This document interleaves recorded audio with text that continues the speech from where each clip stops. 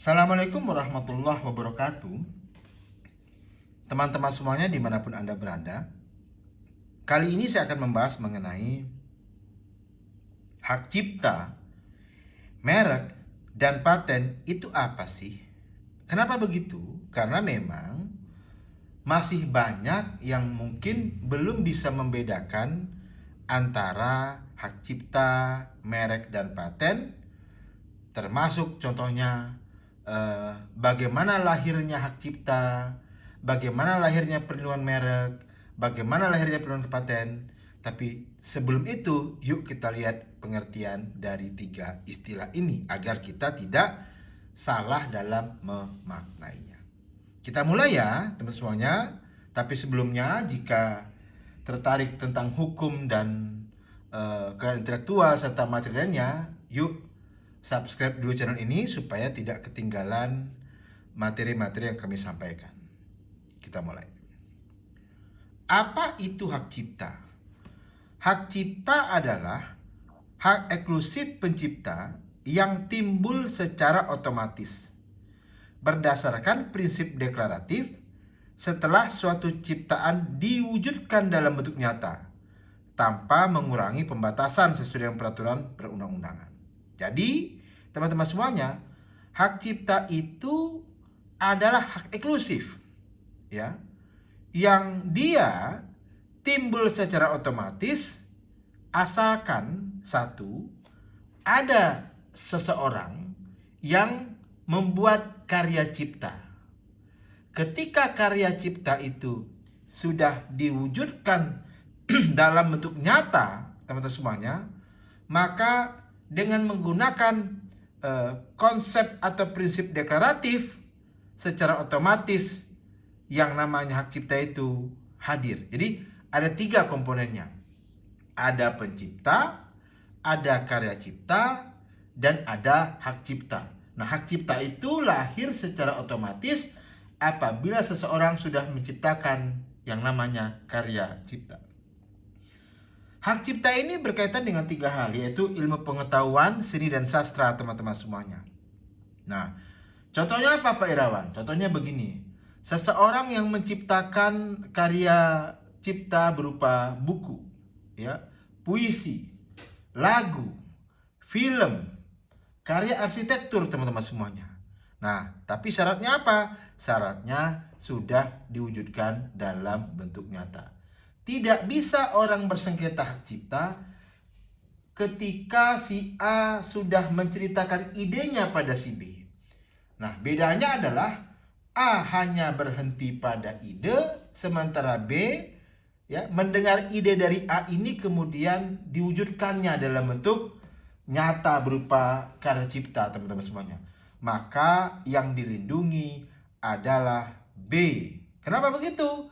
Karena B lah yang sudah mewujudkan dalam bentuk nyata. Yang kedua, ada dikenal sebagai merek, teman-teman semuanya.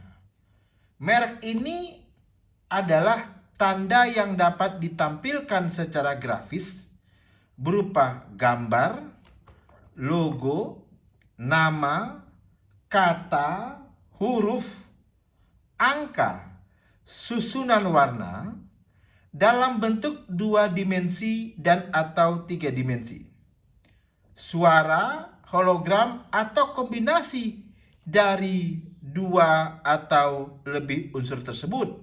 Ya, untuk apa?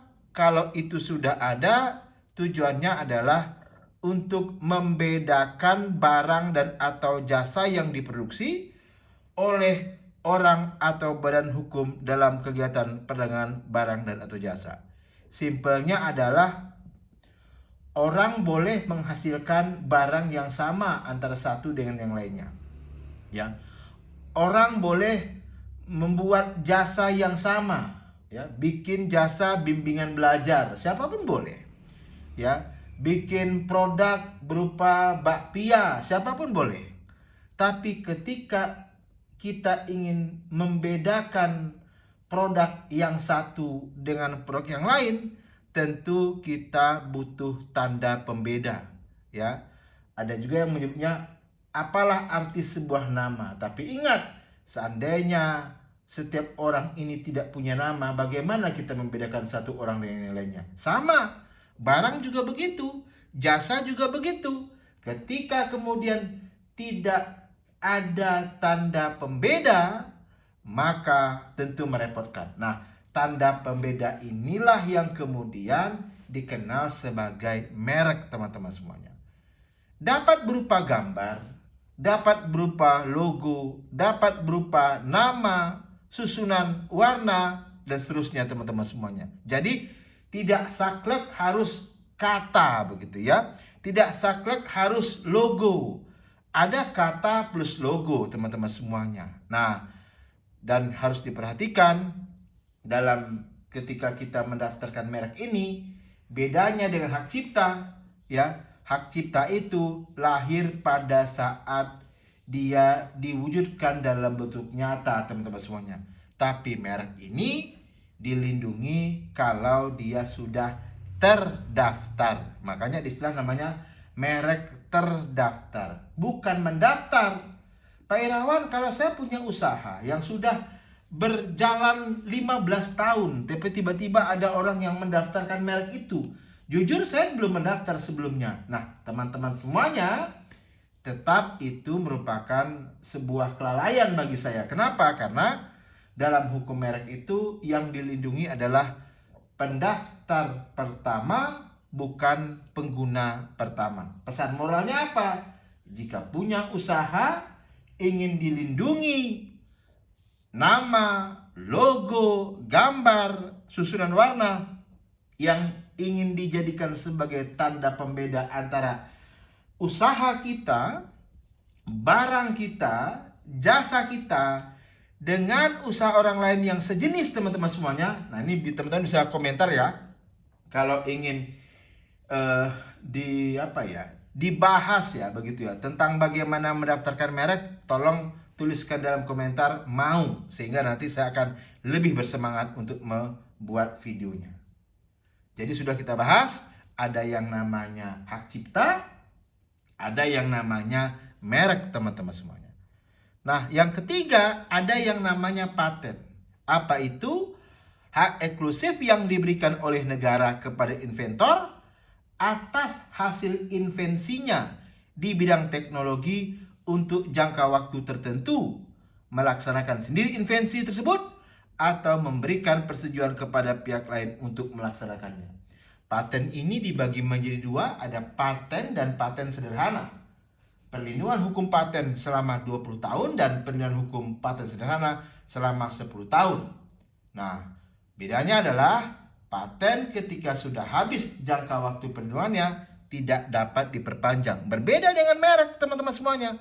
Nah, kalau merek ini ya, apabila sudah habis jangka waktu perlindungannya, maka menjelang itu perpanjanglah jika ingin masih mempertahankan merek tersebut. Nah, untuk jangka waktu perlindungan merek adalah 10 tahun, teman-teman semuanya. Dan nanti kita bisa bahas sebenarnya ada yang namanya kelas barang dan jasa. Pak Irawan, saya memproduksi pakaian, tapi saya juga punya toko busana atau toko pakaian. Saya daftar merek itu untuk yang mana ya Pak? Apakah cukup pakaiannya saja, fisiknya begitu ya? Atau tokonya, atau memang dua-duanya? Jawabannya tentu kembali kepada kebutuhan kita. Mana yang mau kita lindungi, teman-teman semuanya. Tapi saran saya, jika memang ingin menseriusi dua bisnis tersebut, maka daftarkanlah untuk dua kelas itu. Satu, kelas barang berupa kelas 25 ya, pakaian, alas kaki dan tutup kepala, dan satunya tentu kita mendaftarkan untuk kelas jasa, yaitu kita membuka toko busana, teman-teman semuanya. Nah, jadi demikian ya sebagai pengantar kita mengenal merek, hak cipta, dan paten.